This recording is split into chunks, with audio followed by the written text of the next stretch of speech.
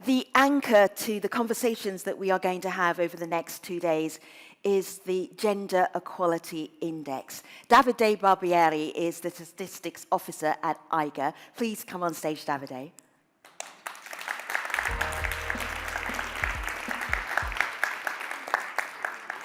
I like the way you treated the walk-on music with such casual, relaxed, chill nature as you're about to dive into deep data. Into deep data, yes. So? Why is this index important? Why is it critical? Yes, the index is important exactly because, thank you for your really nice and passionate speech you had, both of you, and also with the Carleen before, because it is the main initiative that we took more than 10 years ago to give evidence to member states, to the European Union, on the state of the gender equality in the EU. And index is based on a solid, sound, strong methodology, good quality data. And then this is what we always try to assure to stakeholders, to member states, to European Union, European Commission, exactly to measure where we are in terms of gender equality in the EU and in the member states. Excellent. Davide, thank you. Yes. Key data. Thank you. Well, thank you so much. Good morning, everyone, and good morning also for your really nice, passionate speech. Yes, I would really start simply saying that, yes, we are in a beginning of a new term of European Commission and European Parliament. And 5 years ago, the von der Leyen's Commission set a benchmark of a cornerstone of gender equality, equality for all, as a cornerstone of their mandate. Many things happened in the last 5 years. We know very well that, first of all, COVID-19 pandemic that has affected all our lives from a social, economic point of view, war, the aggression of war in Ukraine, and many other new challenges that comes from a long time ago. Technology, climate change, demography, geopolitical issues.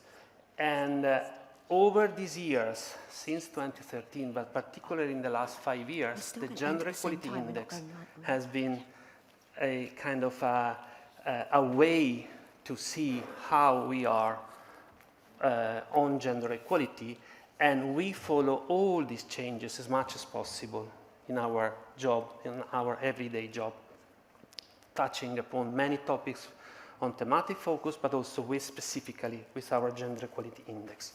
So, since 2023, as I told you, the Gender Equality Index is the benchmark for gender equality in the EU.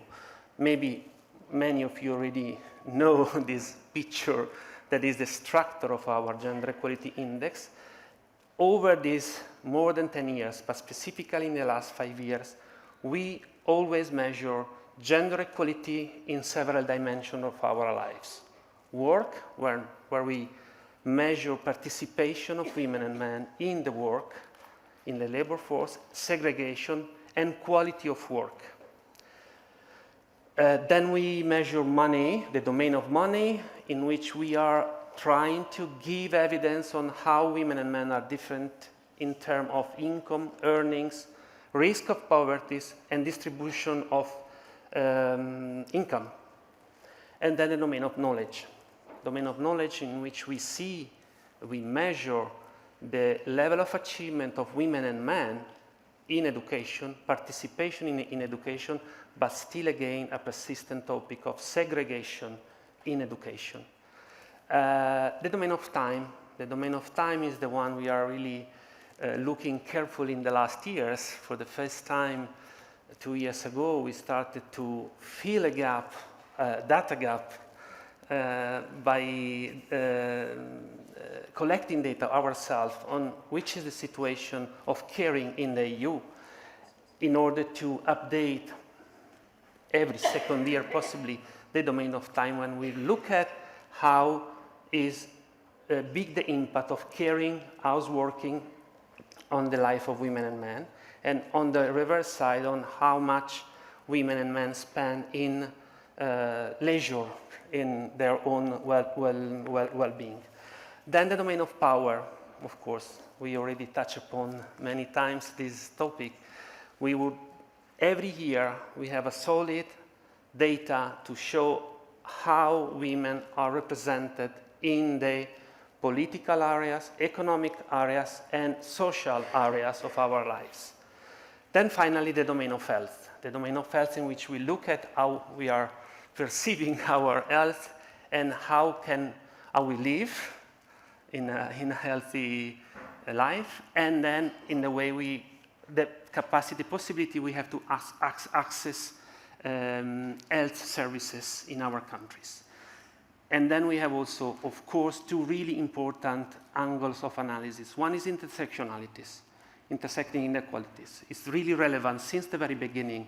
We look at how women and men are differently living their realities depending on their age, their family type, their educational level, their migrant background, and presence or not of disability, plus other when data are available in our system.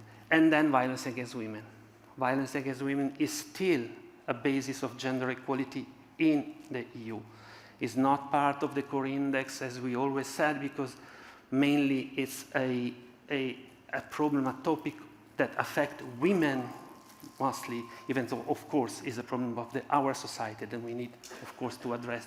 But it's really important to stress that structurally, violence against women is part of the gender equality index, because without eradicating gender-based violence, we cannot have full equality in our countries.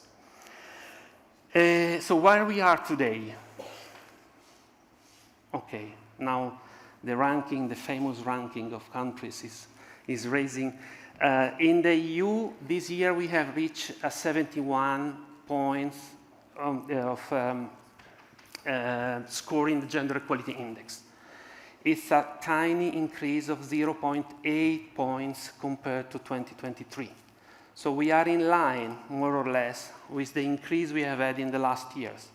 Basically, 1 point, a bit more every second year. So we are still really far from reaching gender equality in the EU and in many member states. As always, Sweden is the first country in the ranking with 82 points, but is the second year in a row in which Sweden is losing. Tiny decimals, but is losing. So again, meaning fragile gains we had in this year, also in Sweden.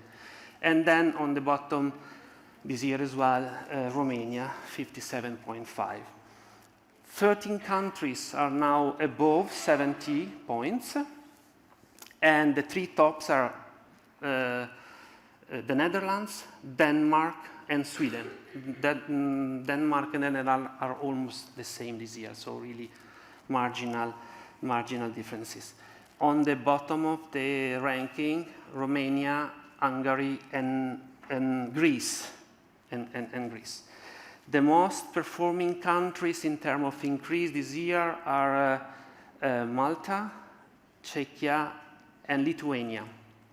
Malta, Czechia, and Lithuania.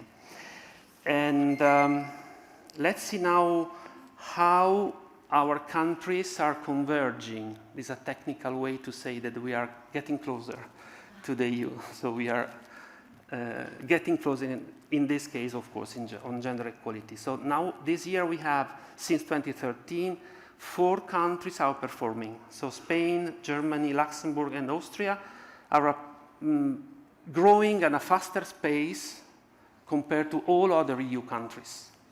Then we have 15 countries approaching the average from above or from below the EU average. 8 countries are flattening.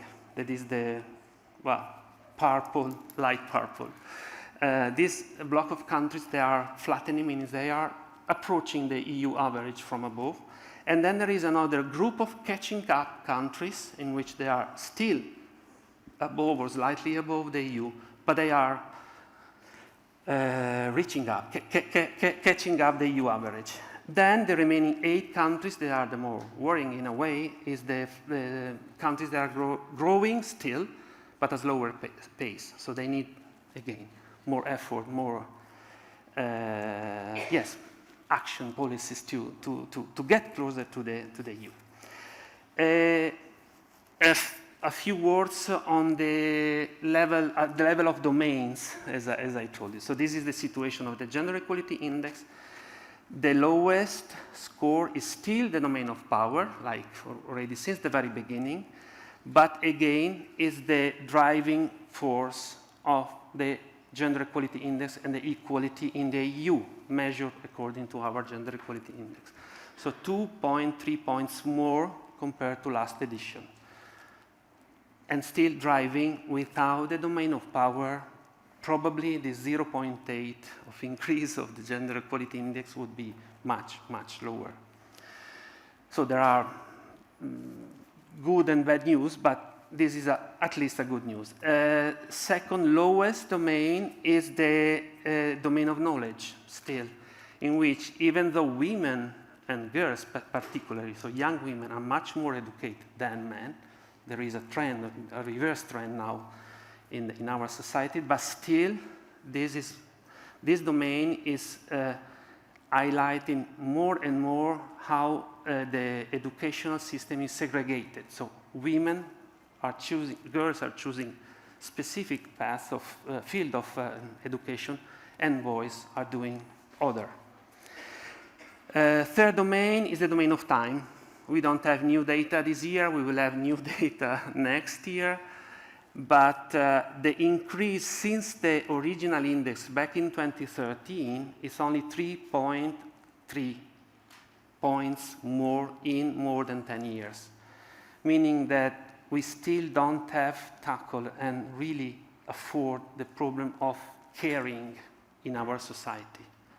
So women are still keeping the burden of caring at all levels of our life, impacting, of course, all other domains like the following one, I think, that is the work domain, in which, again, as I told you, participation is the core of our domain in terms of indicators, but also segregation, again. Segregation is measured as another effect of the chain of discrimination against women, and quality of work. Quality of work is also important. Then the second domain from the top is money. In this domain, still we see, again, gender pay gaps measured in different way compared to the normal gender pay gaps we all know. But income and earnings are still, women in income and earnings are still far behind men. And as well as risk of poverty. So this is, there's been a tiny increase, 0.8, but still these are persistent topics. And then the final one is the health. Even though, yeah, we have seen many problems in the last year, is the top again. Even though with a really tiny increase. It's almost stalling over the last years, I would say. And here, yes, the perceived health of women and men are more or less the same, even though there is a slightly decrease overall, and access to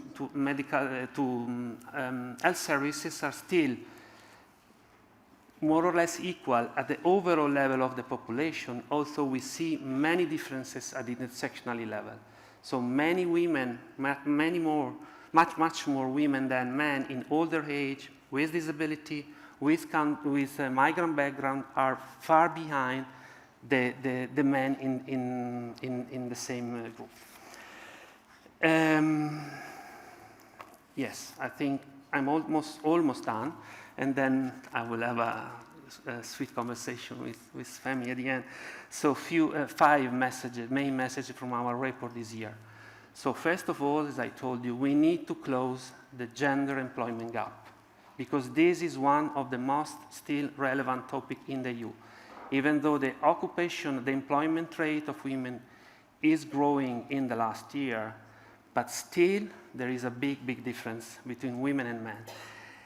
And this is also due to the chain of segregation that starts from the very early stage of our life in education that is immediately transported to in the labor force. So, and we need to fight against segregation at all levels to unlock the potential of many women that are not on the labor market, that are not in education, and because many factors. The third factor is exactly caring. So we really need to tackle these topics. And many evidence we have that women are still holding the burden of caring, and we need to tackle also in the perspective of an aging society. Our aging societies are really in needs of care much more than in the past. Gender-based violence, of course. We already touched many times the topic. We released the data last week. And this is something that we need to, again, fight and then do whatever we can and we may to eradicate gender-based violence from our society. And then power. So we need, again, we have positive signs in the domain of power, so there is an increase of women in some areas of our lives due to many also positive actions that member states took, but at the same time there are still so many places in which women are really underrepresented compared to the population they have to represent.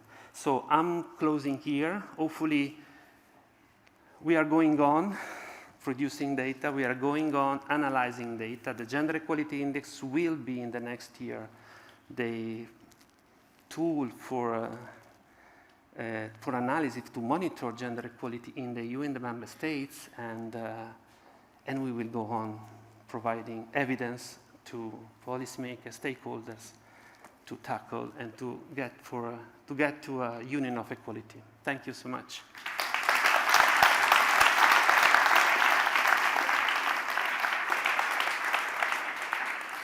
I have just one question. What's next? What's next? Well, first of all, next is the Gender Equality Forum. No, that's what's now. Yes, but next soon. Yes. So Gender Equality Forum means that, I mean, also Carlene already told you that we, with our data, with our evidence, with our analysis and research, we are feeding most of, or majority of the session you are participating in the next 2 days. Namely, just to name a few of them, gender-based violence in many of our sessions, caring, intersectionalities, this is another relevant topic. On gender-based violence, I mentioned that every year we have a thematic focus for the Gender Equality Index. This year we didn't manage to publish actually today, but the focus is, it was supposed, and it is gender-based violence. That data have been right now released. So, and the thematic focus will be available on February as a standalone report, but strictly connected with the full structure of the Gender Equality Index.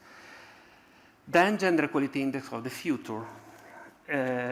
Next year we will have, of course, a new release of the Gender Equality Index, but we would like to make the Gender Equality Index alive and sensitive to the changes that we have seen in the last 5-10 years since we developed the index. So we are going to slightly change, not a revolution, because the domains, the areas of concern for gender equality will stay the same, but we would like to make the index sensitive to some new topics.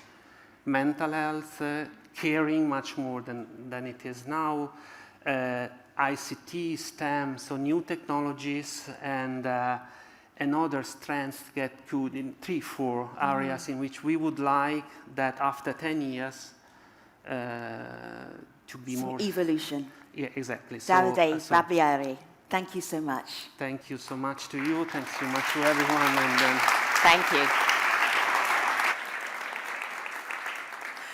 So I know you've all read the Gender Equality Index. If you want to review it, we have an expo area just outside, and it's dedicated to the Gender Equality Index. You can find Davide. He loves talking about the index. He has so much detail that he was ready to share with us right now. But we can do it out in the expo area. Is that okay, Davide? Fantastic. All right. Guy.